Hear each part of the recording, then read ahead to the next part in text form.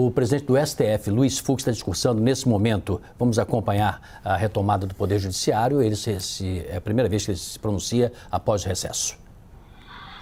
Iniciaremos com a leitura da ata da sessão anterior e antes de anunciar o processo que será julgado, eu gostaria da atenção de todos apenas para umas breves palavras. Ata da 20ª Sessão Extraordinária do Plenário do Supremo Tribunal Federal, realizada em 1º de julho de 2022. Presidência do senhor ministro Luiz Fux. Presentes à sessão, senhores ministros Ricardo Lewandowski, Carmen Lúcia, Dias Toffoli, Rosa Weber, Roberto Barroso, Edson Fachin, Alexandre de Moraes, Nunes Marques e André Mendonça. Ausente, justificadamente, o senhor ministro Gilmar Mendes. Procurador-Geral da República, doutor Antônio Augusto Brandão de Aras. Abriu-se a sessão às 10h27, sendo lida e aprovada a ata da sessão anterior. Não havendo nenhuma objeção, eu considero aprovada a ata.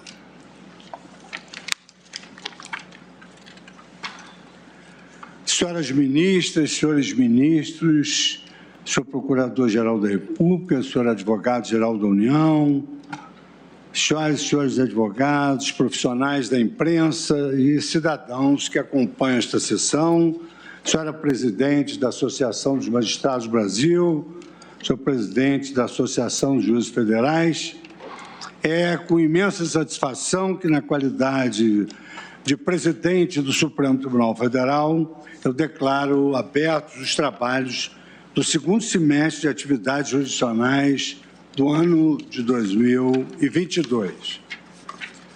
Perpassamos o primeiro semestre de forma extremamente profícua, em que esta Corte proferiu mais de 46 mil decisões nos relevantes e variados casos em que foi provocada a pacificar. Na seara administrativa, igualmente, alcançamos êxitos históricos. Em abril, o Supremo Tribunal Federal passou a disponibilizar 100% dos seus serviços administrativos e judiciais de forma digital, tornando-se a primeira Suprema Corte do mundo 100% digital. Ainda no primeiro semestre, o Tribunal lançou o seu programa de combate à desinformação, o seu programa Corte Aberta de Governança de Dados e o segundo robô de inteligência artificial da sua história, denominado RAFA, que, segundo esse programa, classifica os processos do nosso acervo segundo os Objetivos de Desenvolvimento Sustentável da Agenda 2030 da ONU. O segundo semestre que, ora, iniciamos também se anuncia igualmente promissor. É que, muito em breve, realizaremos a eleição para a nova composição da presidência desta Corte, assumindo a ministra Rosa Weber e o ministro Luiz Roberto Barroso, presidente e vice-presidente, a direção da nossa Corte, com a notável competência que ambos ostentam. Contudo, antes da troca de gestão, que ocorrerá em 12 de setembro do presente ano, o Supremo Tribunal Federal se debruçará sobre importantes e variados temas nas próximas semanas.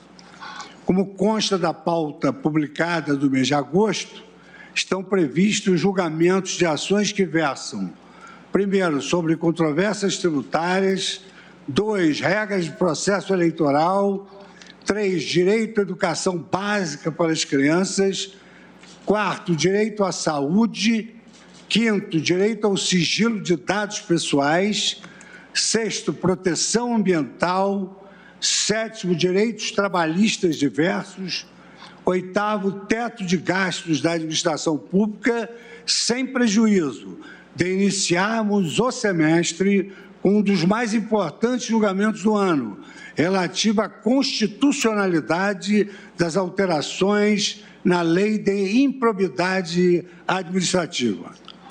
Deveras, neste momento de retorno às atividades jurisdicionais, é importante rememorarmos ainda o destacado papel deste Supremo Tribunal Federal na defesa da Constituição e da nossa democracia. Eu rememoro que daqui a 2 meses a população brasileira vivenciará um dos momentos mais sensíveis de um regime democrático, qual seja as eleições, nas quais se externa o exercício do direito e dever inalienável de cada cidadão que se consubstancia no voto popular.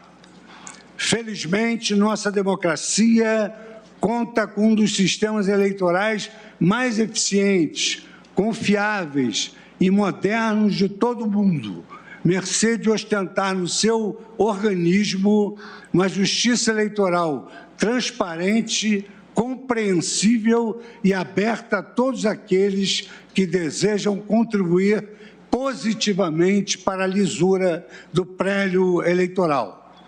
Nesse ensejo, eu gostaria de saudar a Sua Excelência, o ministro Edson Fachin, congratulando-o pela singular destreza com que tem comandado nossa Corte Eleitoral.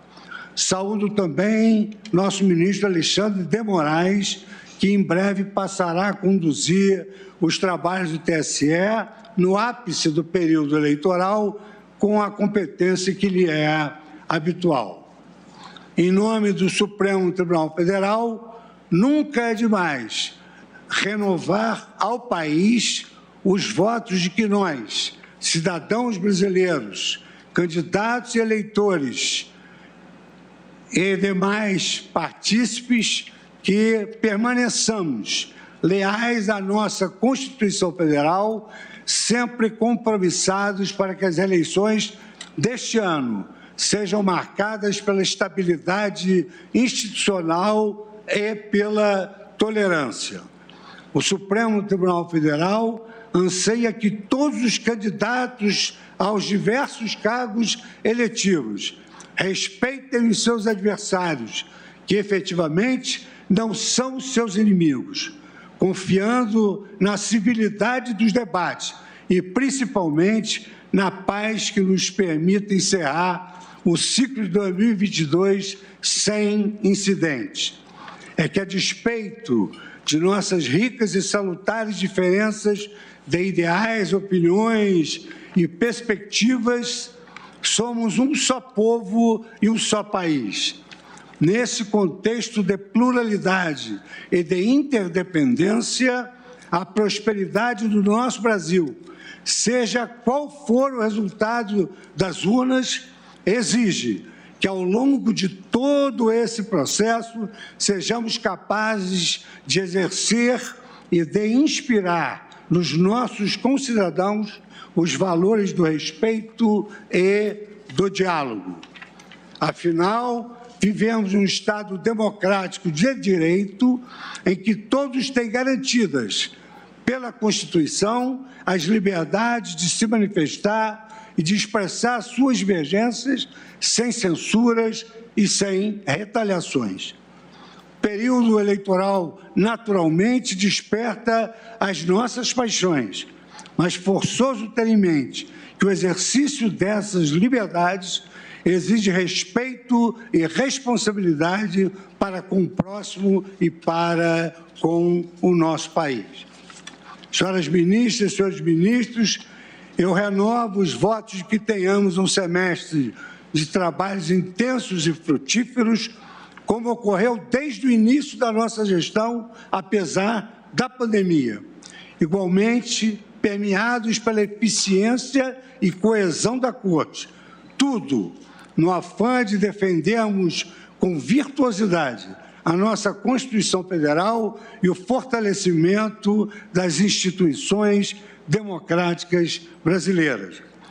Que Deus nos proteja e muito obrigado pela tolerância com que me ouviram.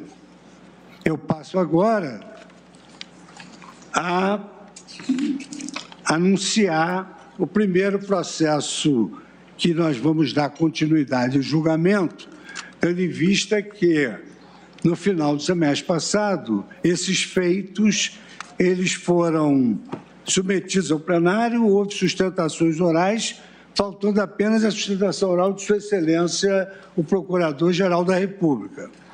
Posteriormente, então, nós passaremos à votação sintética em alguns aspectos, tendo em vista...